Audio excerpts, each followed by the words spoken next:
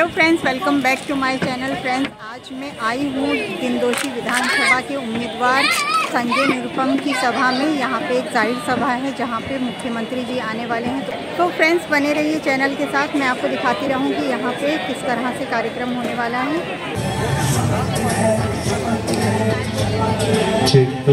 मंत्री साहेब आपणा सर्वांना अभिवादन करत आहेत। आपले सर्वांचे लाडके महाराष्ट्राचे मुख्यमंत्री एकनाथजी शिंदे साहेब आपल्याला संबोधित करतील।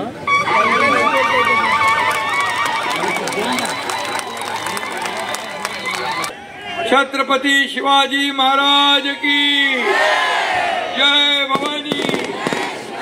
बोलो सियावर रामचंद्र की, बोलो पवन पुत्र हनुमान की जय श्री राम। संजय निरुपम यांच्या प्रचार सभेला उपस्थित शिवसेनेचे ज्येष्ठ नेते गजाभाऊ कीर्तीकर, आमदार राजव सिंग, जानवी किलेकर, गणेश शिंदे, मृणाल शेखर, जयदीप कवाडे, विठ्ठल राठोड, मनीषाताई तुपे, सुभाषकांता सावंत, पवन यादव, संपत उदेकर, आपले मामा विलास गुले, वैभव भरडकर, प्रकाश जाधव, शंकर उंडारे आणि आत्माराम चाचे, व्यासपीठावरील सर्व खूप लोक आहेत। सगळ्यांची नावं घेत नाही, वेळ कमी आहे आणि मी तिकडून येत होतो।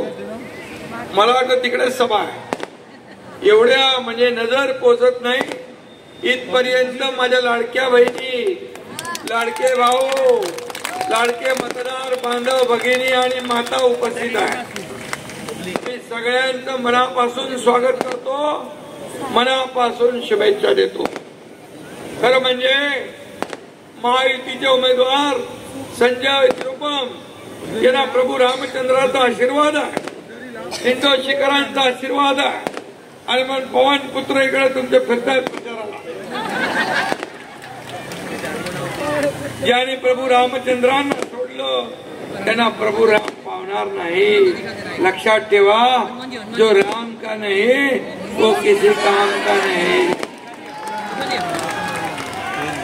दिंडोशीचा मतदार समजदार आहे, खरं खोटं त्याला कळतं आणि निरुपम हे बाळासाहेबांच्या विचाराने प्रभावित झालेले शिवसैनिक, त्यांच्या विचारावर चालणाऱ्या ना मत द्यायचं की त्यांचे विचार बाळासाहेबांचे सोडणाऱ्यांना मत द्यायचं। गेल्या वेळेस इथं कुठला निशाणी होती? ते गेल्या वेळेच्या विधानसभेला कुठली निशाणी होती? आज कुठली निशाणी आहे? धनुष्यबाण कुणाचा आहे? प्रभू रामाचा आहे। धनुष्यबाण बाळासाहेबांचा आहे। धनुष्यबाण महायुतीचा आहे। धनुष्यबाण संजय निरुपमचा आहे। धनुष्यबाण तुमच्या सगळ्यांचा आहे। म्हणजे खरी शिवसेना कोण? खरा धनुष्यबाण कोण? म्हणजे आपल्याला म्हणतात हे खोटे लोक आहेत, हे गद्दार लोक आहेत। मग कोणी गद्दारी केली बाळासाहेबांच्या विचारांशी? या महाराष्ट्रातल्या जनतेला शिवसेना भाजपा युतीचं सरकार पाहिजे होतं। कारण एकीकडे बाळासाहेब ठाकरे आणि दुसरीकडे प्रधानमंत्री मोदीजींचा फोटो लावून युती म्हणून आपण लढलो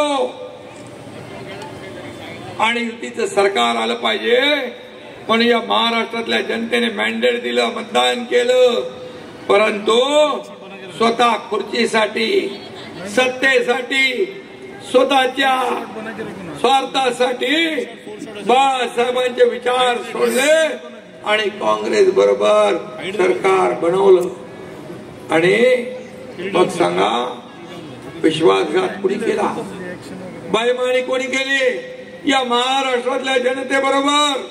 आणि म्हणून बाळासाहेब म्हणायचे, मी माझी काँग्रेस होऊ देणार नाही, माझी काँग्रेस होईल त्याशी दुकान बंद करू। संजय निरुपम तुम्ही थोडे मध्ये गॅप घेतला, पण पुन्हा घर वापसी हो गई आपकी। पुन्हा घरी आले, स्वगृही आले त्यांचं मी स्वागत करतो। आणि जिसमें है दम वो है संजय निरुपम। अरे सुबह का सामना से दोपहर का सामना मजबूत है। दोपहर का सामना चला है दादा, बैटरी चेंज करने आते। आणि म्हणून मी आपल्याला एवढंच सांगतो, 20 वर्ष लांब राहून पण ते शिवसैनिकांची बिलकुल शिकवण विसरले नाही। आणि म्हणून आपल्याला या निवडणुकीमध्ये बाळासाहेबांचे विचार पुढे घेऊन जाणाऱ्या उमेदवाराला मतदान करायचं की बाळासाहेबांचे विचार सोडणाऱ्याला मतदान करायचं हे आपल्याला ठरवायची वेळ आलेली आहे। आणि म्हणून आम्ही सरकार बदललं, मला देखील हलक्यामध्ये घेतलं। या एकनाथ शिंदेला हलक्यात घेऊ नका। एकनाथ शिंदेला लाईट घेतलं, एकनाथ शिंदेने एवढं टाईट केलं की तुमचं सरकारच गायब केलं। कारण ते सरकार विकास विरोधी होतं। सरकार विकासामध्ये खोडा घालणारं होतं, कोस्टल रोड बंद पडणारं होतं, अटल सेतू बंद पाडणारं होतं, मेट्रो बंद पाडणारं होतं, मेट्रो कारशेड बंद पाडणारं होतं, सगळे प्रकल्प बंद पाडणारं सरकार आम्ही बदललं। आणि सरकार बदलल्या सगळे स्पीड ब्रेकर आम्ही काढून टाकले। या ठिकाणी सण उत्सव बंद होते, सभी त्योहार बंद थे। एकनाथ शिंदे और महायुति की सरकार आने के बाद सब शुरू हो गए, सब त्योहार शुरू हुए, सगळे सण उत्सव परंपरा आपण चालू केल्या। आज मी आपल्याला सांगतो की आज कोस्टल रोड जातो आपण, गेला कोस्टल रोडने बघा किती स्पीड मध्ये जातो। अटल सेतू मध्ये गेले, अटल सेतू बघा किती स्पीड मध्ये जातो। मेट्रो 3चा चौकशी लावा म्हणाले, त्याच्यामध्ये भ्रष्टाचार झालाय। मेट्रो 3 बंद केला असतं तर आता मेट्रो 3चं उद्घाटन प्रधानमंत्री महोदयांना करता आलं नसतं। 12-15 लाख लोक रोज प्रवास करतात। मेट्रो 3 कंप्लीट झाल्यावर 25 लाख लोक रोज प्रवास करणार। हे विकास विरोधी सरकार। आणि म्हणून आम्ही सरकार बदललं। सरकार बदलल्यामुळे आज ही कामं सुरू झाली। सगळीकडे विकास चालू आहे। संजय निरुपम जी आपने तुम्ही बोलले की कॉन्क्रीटचे रस्ते, मुख्यमंत्री झाल्यानंतर मी आणि देवेंद्रजींनी आयुक्तांना बोलवून घेतलं, त्यांना सांगितलं दर पावसाळ्यामध्ये तुमचे खड्डे का, खड्ड्यामध्ये रस्त्यामध्ये खड्डे, लोकांना खड्ड्याचा प्रवास का करून देता, लोकांचे अपघात होतात, माणसं मरतात, याला जिम्मेदार कोण? म्हणाले आम्ही दरवर्षी 50 किलोमीटर करतो, काय बंधन आहे? नाही म्हणालो, मला 2-2.5 वर्षात मुंबईतले सगळे रस्ते कॉन्क्रीटचे पाहिजे, खड्डे मुक्त मुंबई पाहिजे। कारण मी त्यांना विचारलं 15 वर्षात या काळ्या पांढऱ्या रस्त्यामध्ये डांबराच्या किती पैसे घातले? बोले 3,500 कोटी रुपये। 3,500 कोटी रुपये कोणाचे? या जनतेचे। हे तुमचे पैसे कमिशन खाण्यासाठी, टेंडर मध्ये आपले लोक घुसवण्यासाठी हे डांबराचे रस्ते करायचे। कुठं फिरणार आहे? आज तुम्हाला मी सांगतो, आज मुंबई बदलती आहे, मुंबई सुशोभीकरण होत आहे। बाळासाहेब ठाकरे आपला दवाखाना होतोय। आज मुंबईमध्ये डीप क्लीन ड्राईव्ह कधी बघितलं तुम्ही? रस्ते सफाई, पाण्याने धुलाई कधी पाहिली? रिसायकल केलेलं पाणी आपण वापरतो।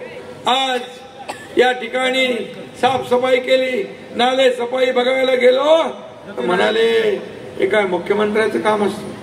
मग काय मुख्यमंत्र्याचं घरी बसायचं काम असतं? घरी बसून सरकार चालवता येतं, घरी बसून राज्य चालवता येतं, फेसबुक लाईव्ह करून राज्य चालतं? अरे फेस टू फेस लोकांना भेटावं लागतं, ऐकावं लागतं। आणि म्हणून आज या मुंबईमध्ये आपण पाहतोय बदल होतोय। तुम्हाला बदल पाहिजे मुंबईमध्ये? मुंबई आंतरराष्ट्रीय दर्जाचं शहर आहे। आदरणीय प्रधानमंत्री म्हणाले या मुंबईला फिनटेक कॅपिटल करू, या मुंबईला या देशाचं पॉवर हाऊस करू, एवढं पोटेन्शियल या मुंबईमध्ये आहे. आतापर्यंत काय झालं? आतापर्यंत काय? कोविड मध्ये भ्रष्टाचार, खिचडीमध्ये घोटाळा, कोविड सेंटर मध्ये घोटाळा, डेड बॉडी बॅग मध्ये घोटाळा. इकडे माणसं मरत होते, तुम्ही पैसे जमा करत होते.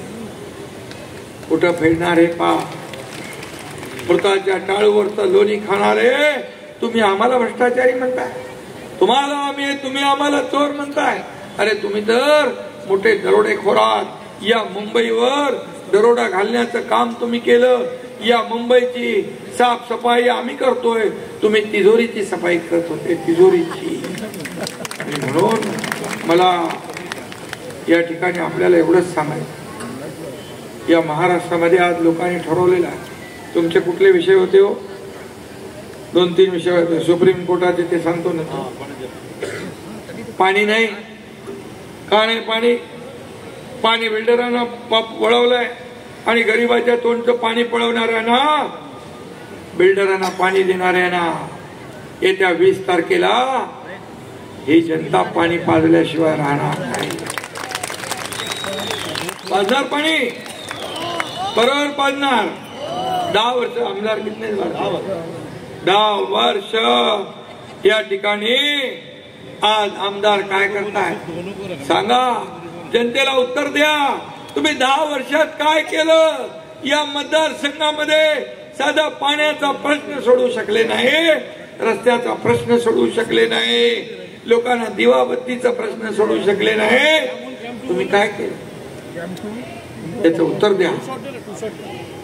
महापौर होते, आमदार होते, सगळं होते, करायची इच्छा पाहिजे, करायची दानत पाहिजे. ती दानत महायुती दाखवती आहे. आणि म्हणून आज तुम्हाला मी सांगतो, मागील वर्षी इथं आंबेडकर नगर मध्ये काय आग लागली होती? 1000 झोपड्यांना आग लागली. मी ताबडतोब कानून कायदे बाजूला ठेवले. 5.5 कोटी रुपये त्या गरिबांना दिले, त्यांचे घर उद्ध्वस्त झालेलं उभं केलं.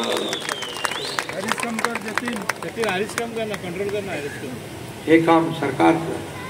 गोर गरिबांना दिलासा देण्याचं काम, ही ड्युटी, ही जबाबदारी सरकारची.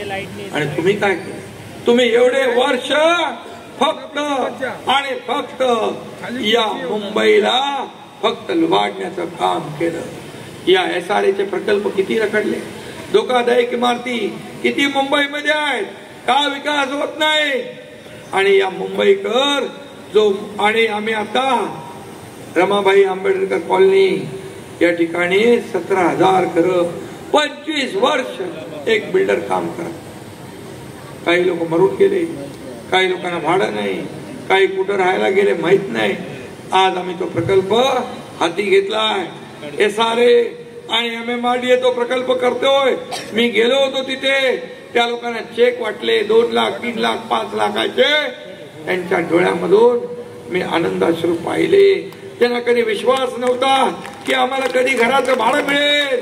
आणि म्हणून आम्ही ठरवलंय, MMRDA, सिडको, माडा, MIDC, MSRDC, महाप्रीत, BMC या सगळ्यांना एकत्र घेऊन हे रखडलेले मुंबईचे प्रकल्प पुढे न्यायचे. बेघर झालेल्या लोकांना घर द्यायचं.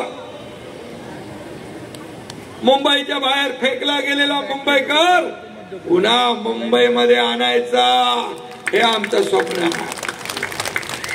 फक्त मुंबई निवडणूक आली की मुंबई तोडा, मुंबई तोडणार, मुंबई तोडणार, एकच 5 ते व्यासीपट्टी कॅसेट चालू. आता लोक सुज्ञ आहे, लोक समजदार आहे, लोकांना माहित आहे की देणारे कोण आणि घेणारे कोण. या मुंबईला आपण देणं लागतोय भावना ठेवून काम केलं पाहिजे. या मुंबईला ओरबाडण्याचं काम तुम्ही केलंय, त्यामुळे या निवडणुकीमध्ये तुम्हाला जनता धडा शिकवल्याशिवाय राहणार नाही. आणि लोकसभेमध्ये तुम्हाला दाखवलंय, लोकसभेत मुंबईमध्ये तुमच्या एकनाथ शिंदे बाळासाहेबांच्या विचाराच्या शिवसेनेला धनुष्यबाणाला उभाटापेक्षा 2,60,000 मतं जास्ती मिळाली आहे. 13 जागा आम्ही समोर समोर फाईट केल्या. 13 मधल्या 7 जागा आपला धनुष्यबाण जिंकला. आज तुम्हाला मी सांगतो, कोकणातून आलो, आता कोकणातून प्रचार करून आलोय मी. कोकणामध्ये उभाटाचा सुपडा साफ झाला. एकही लोकसभा नाही. ठाण्यामध्ये सुपडा साफ. संभाजीनगर बोले आमचा गड आहे. संभाजीनगरला जिंकायचं सोडा, दुसरा पण नंबर नाही, 3ऱ्या नंबरला गेला उभाटाचा उमेदवार. लोकांनी ठरवलंय खरी शिवसेना कोण, खोटी शिवसेना कोण. आणि म्हणून बाळासाहेबांचे विचार घेऊन आम्ही पुढे झालोय. विकासाचा, डेव्हलपमेंटचा अजेंडा आहे आमचा. डेव्हलपमेंट पहिलं, विकास विकास आणि विकास हे आम्ही करतोय. म्हणून या मुंबईला पुन्हा मुंबई सारखी जगभरातून लोक इथे येतात, जगातले लोक येतात मुंबईला. आम्हाला खड्डे मुक्त करायचं, मुंबईला प्रदूषण मुक्त करायचंय, मुंबईला भ्रष्टाचार मुक्त करायचंय, मुंबईला ड्रग मुक्त करायचंय. ही आमची संकल्पना आहे. ही आमची संकल्पना. लाडक्या बहिणी इकडे बसलेल्या आहेत. किती लाडक्या बहिणींच्या खात्यात पैसे आले हात वर करा. आता या लाडक्या बहिणींना मी सांगतो, तुमची योजना बंद करण्यासाठी काय काय केलं माहित आहे ना. या सावत्र भावांनी, महाविकास आघाडीच्या भावांनी, दुष्ट आणि कपटी भावांनी येणार नाही, हे चुनावी जुमला आहे. भीक देता का, लाच देता का, विकत घेता का असं म्हणाले. मग खोडा घातला तुमच्या योजनेत, तुमचा अपमान केला माझ्या लाडक्या बहिणींचा. अशा सावत्र भावांना ज्यांनी खोडा घातला त्यांना 20 तारखेला जोडा दाखवण्याची संधी आपल्या हातात दाखवणार ना. पक्का दाखवा. त्यांना विचारा, तुम्ही आमची योजना का बंद करायला लागले. तुम्ही मुंबई उच्च न्यायालयामध्ये गेले, कोर्टाने त्यांना एक दिला, लापा पळावला, भाग जावे दक्ष. नागपूरमध्ये गेले, योजना बंद पडायला म्हणाले हमारी सरकार आएगी तो ये रेवडिया बांटणे बंद करेंगे. हे रेवडिया. त्यांचा काँग्रेसचा लीडर म्हणतो बंद करेंगे, उभाटा म्हणतो याची इन्क्वायरी करो. मला काल म्हणाले 10 दिवस थांबा, तुम्हाला जेलमध्ये टाकतो. अरे असल्या पोकळ धमक्यांना एकनाथ शिंदे घाबरत नाही. एकनाथ शिंदे आंदोलनातून पुढे आलाय, संघर्षातून पुढे आलाय. असल्या जेलच्या धमक्यांना घाबरत नाही एकनाथ शिंदे. जर मला माझ्या लाडक्या बहिणी, लाडके भाऊ, लाडके शेतकरी, लाडक्या उच्च शिक्षण घेणाऱ्या बहिणी, मुली यांच्यासाठी जेलमध्ये जावं लागलं तर एकदा नाही 100दा जायची तयारी आहे माझी. पण तुम्हाला ते परवडणार नाही. एकनाथ शिंदेच्यावर प्रेम करणारे मधमाशांचं मोळ उठलं ना, ती माशी कुठं चावेल ते माहित नाही पडणार. आणि म्हणून माझ्या नादाला लागू नका. माझ्या नादाला तुम्ही लागलात तेव्हा मी दाखवलं एकनाथ शिंदे काय.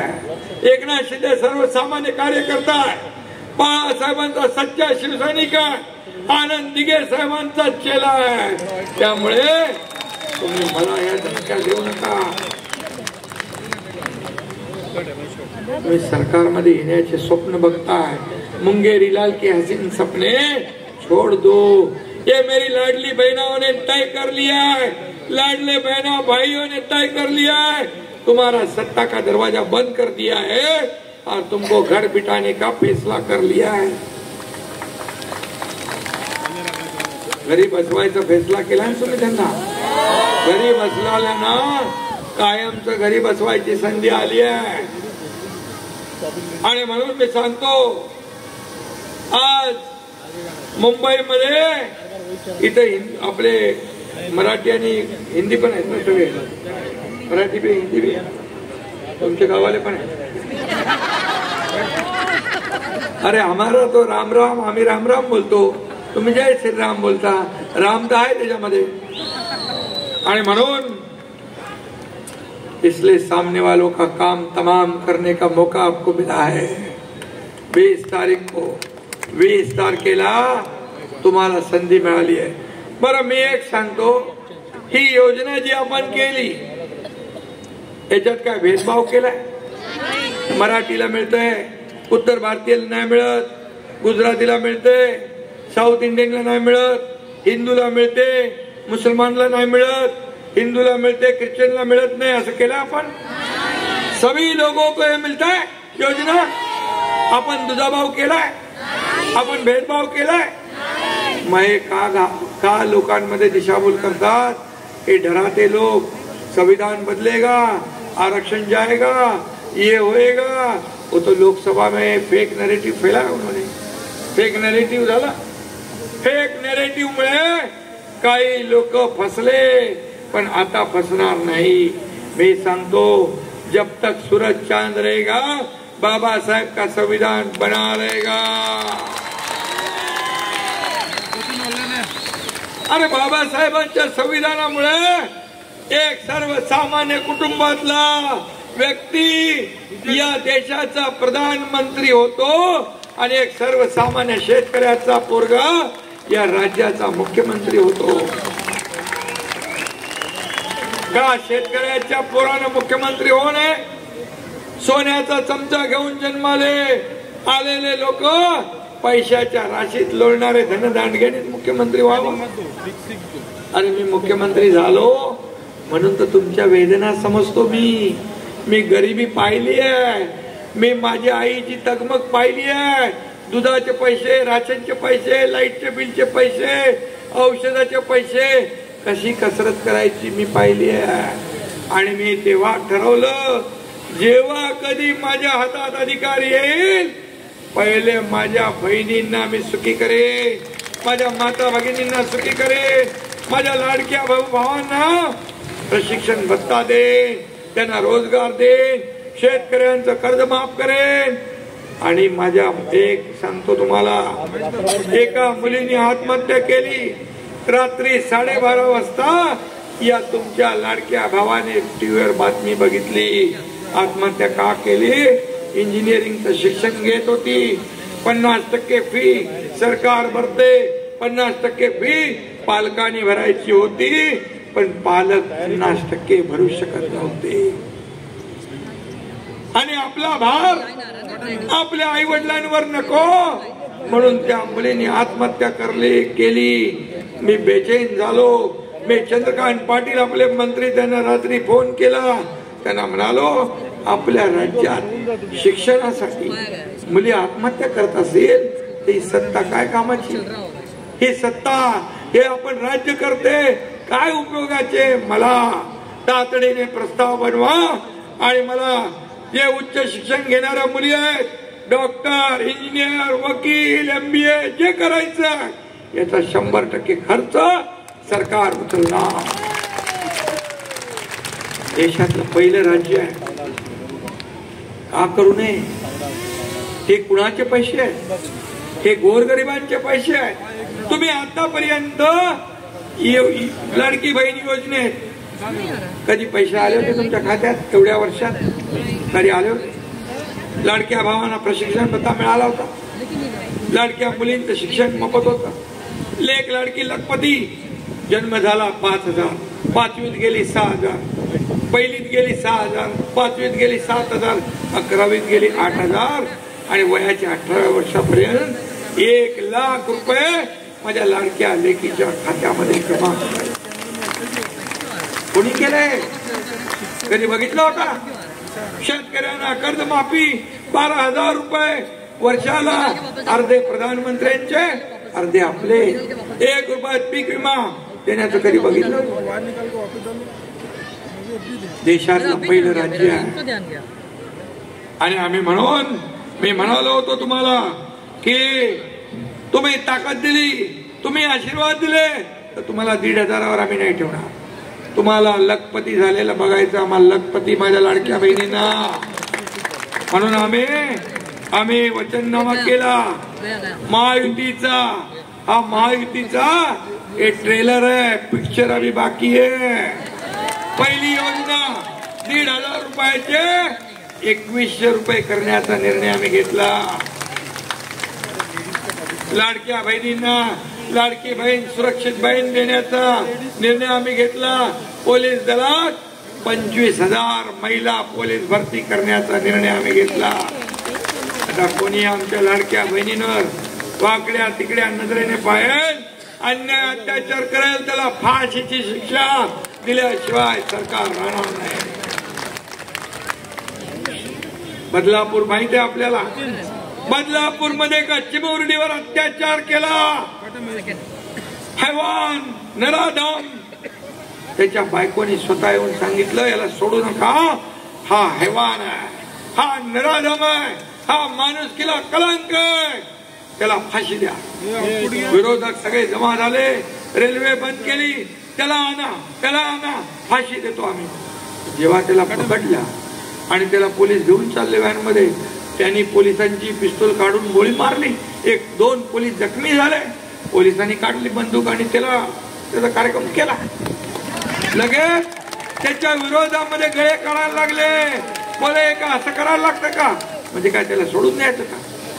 सोडला असता तर म्हणाले असते पोलिसांच्या बंदुका काही शो साठी ठेवल्या, म्हणजे इकडून पण वाजवा तिकडून पण वाजवा। पण बदलापूर मध्ये जे पोलिसांच्या वर गोळीबार करणारा नराधम, याला जे पोलिसांनी उत्तर दिले ते बरोबर आहे, बरोबर केलं। या राज्यामध्ये यापुढे मुलाबाळी मुली बाळींवर वाकड्या नजरेने पाहण्याची हिंमत कुणी करता कामा नये। ज्येष्ठांना आम्ही पेन्शन वाढवली आहे, 1500ची 2100। या राज्यात कुणी उपाशी झोपता कामा नये, पण रोटी कपडा मकान देण्याचा निर्णय आम्ही घेतला। 25 लाख रोजगार निर्मिती करण्याचा निर्णय घेतला। 10 लाख लोकांना 10,000 रुपये अप्रेंटिसशिप देण्याचा निर्णय घेतला। जात पात धर्मभेद काही नाही, सगळ्यांना त्याच्यामध्ये घेतलं। आणि तुमच्या या वीज बिलामध्ये तुम्हाला जे लाईटचं बिल येतं त्याच्यामध्ये 30% सवलत देण्याचा निर्णय आम्ही घेतला। हे सरकारचं काम आहे। आणि सरकार स्थापन झाल्यानंतर 100 दिवसात विजन महाराष्ट्र जाहीर करणार, त्याच्यामध्ये डिटेल सगळं येणार।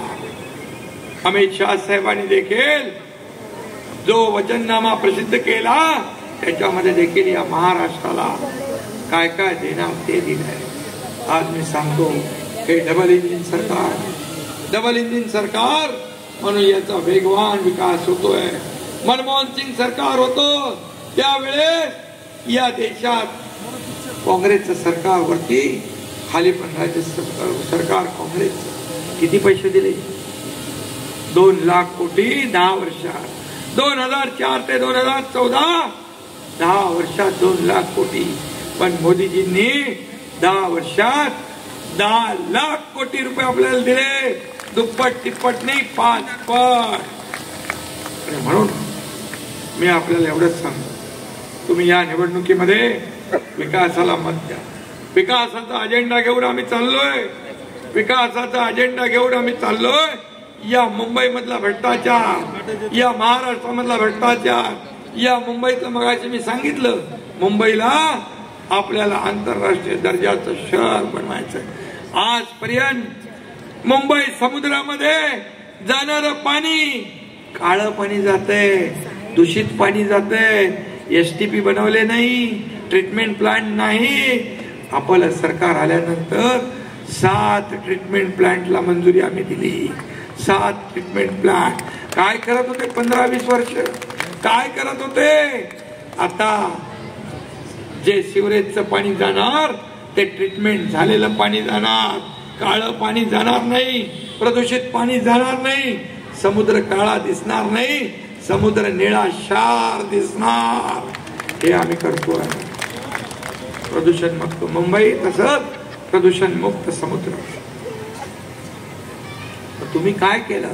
आणि म्हणून मी एवढं सांगतो, जे 2 वर्ष ज्यांनी 2 नाही 10 वर्ष 10 वर्ष ज्यांनी कारभार केला त्यांना विचारा तुम्ही काय केलं आमच्या दिंडोशीसाठी. दिंडोशी आमदार तुपाशी आणि दिंडोशीकर उपाशी. दिंडोशीकरांना काहीतरी द्या, पाणी द्या, रस्ते द्या, दिवाबत्ती द्या, विकास द्या, डेव्हलपमेंट करा. हे काम कोणाच? आमदारांचं आहे. आणि म्हणून तुम्हाला एकच सांगतो, हे जे संजय निरुपम यांनी सांगितलं की सुप्रीम कोर्टाच्या आदेशाने कुठे काही वस्त्या असतील जुन्या प्रोटेक्टेड त्यांना बेसिक अम्युनिटी दिल्या पाहिजे. तुम्हाला मी सांगतो, हा एकनाथ शिंदे आमचं महायुती सरकार सुप्रीम कोर्टाच्या आदेशाचं पालन करील आणि मूलभूत सोयी सुविधा देण्याचा निर्णय घेईल. वर्ग 2 ची जमीन वर्ग 1 करायची आहे, तो निर्णय घेतलाय आपण. संजय निर्णय घेतलेला आहे. मालकी हक्काने तुमची घरं होतील, तुम्हाला स्वतःच्या मालकीचा हक्क घर मिळेल. आणि तुम्हाला सांगतो, जे रखडलेले प्रकल्प पूर्णपणे या ठिकाणी आपण पूर्ण करू. आणि पुन्हा एकदा सांगतो, जो मुंबईच्या बाहेर फेकला गेलाय त्याला पुन्हा मुंबईमध्ये आणल्याशिवाय आपलं सरकार स्वस्थ बसणार नाही. बाकी तर तुमच्या सगळ्या जे काही कामं आहेत ती आपण कामं छोटी छोटी असतील ते आपण करू. संजय निरुपम एक अभ्यासू खासदार होते ना तुम्ही इकडं. अरे कुठले तरी मुंबईतले होते ना, मुंबई मधला खासदार म्हणून काम केलेलं आहे आणि सर्व समाजामध्ये जाऊन मिळून मिसळून काम करणारा आहे. आणि म्हणून मी सगळ्या समाजाला इथे एवढंच सांगतो की येत्या 20 तारखेला धनुष्य बाणासमोर यांची निशाणी काय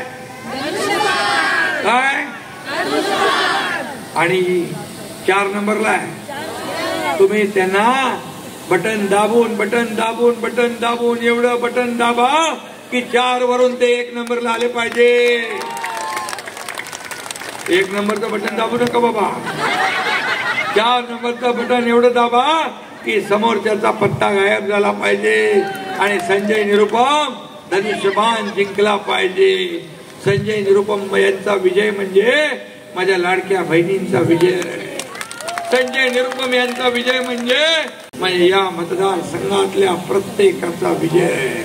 आणि म्हणून संजय निरुपम यांचा विजय म्हणजे महायुतीचा विजय आणि संजय निरुपम यांचा विजय म्हणजे तुमच्या या लाडक्या भावाचा विजय.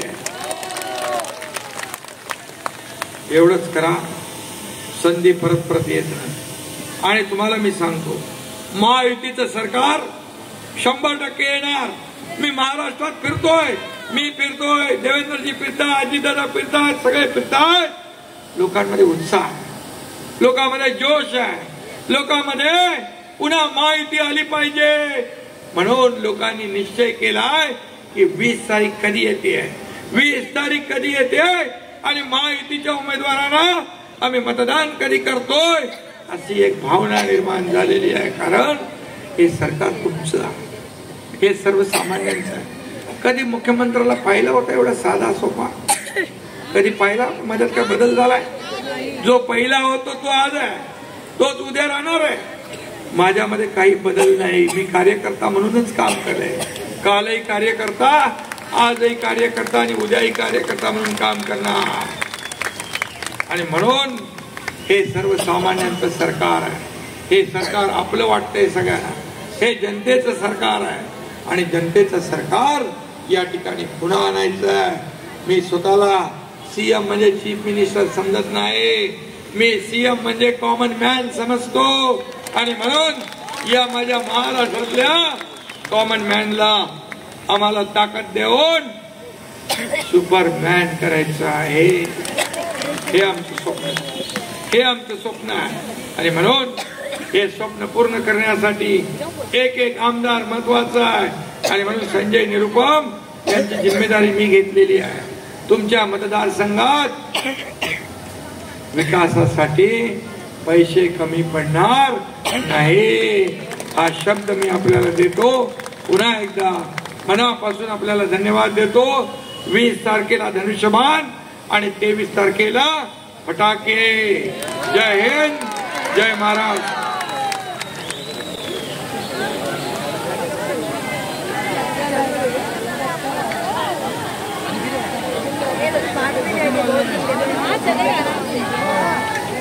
धन्यवाद मुख्यमंत्री महोदय.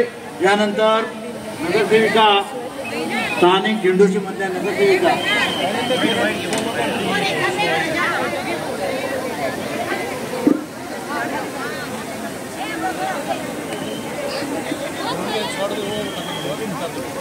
क्या दूं?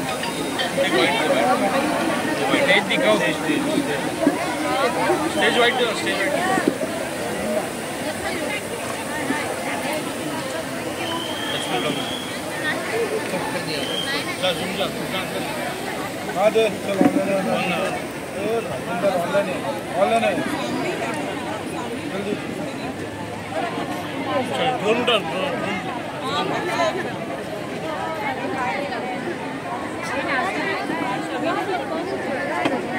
तो फ्रेंड्स, आज के इस कार्यक्रम में बस इतना ही. उम्मीद करती हूँ कि कार्यक्रम आपको अच्छा लगा होगा. फ्रेंड्स, अगर ये कार्यक्रम आपको अच्छा लगा है तो लाइक, कमेंट, शेयर, सब्सक्राइब ज़रूर करें.